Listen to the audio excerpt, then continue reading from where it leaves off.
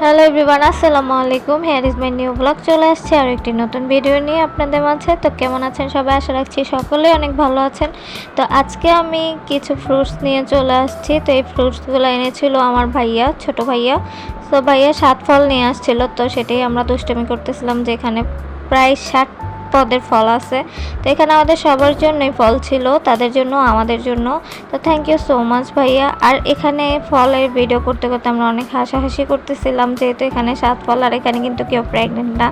So দেখেন, এখানে আমি রান্না করতে চলে গিয়েছিলাম, যেহেতু ভাইয়া ভাবিরা আসছে। তো আজকে আমি রান্না করব ওয়েদার ডিমান্ড খিচুড়ি, আর এখানে পটল ভাজা করেছিলাম আর ইলিশ মাছ ভাজা করেছিলাম। সেটা অনেক টেস্ট হয়েছে খেতে।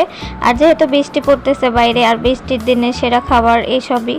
সো আজকে অনেক পছন্দের খাবার ছিল আর সবারই অনেক ভালো লাগছে। তো আপনাদের খিচুড়ি খেতে কেমন লাগে অবশ্যই জানাবেন।